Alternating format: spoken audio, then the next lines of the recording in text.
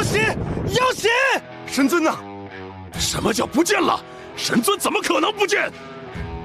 这就是真正的妖族战场吗？若不是二哥将通明剑心送给我，我也不可能在短短3个月内修到剑宗第3境。9000对100万，今天我才意识到秦武的那番话，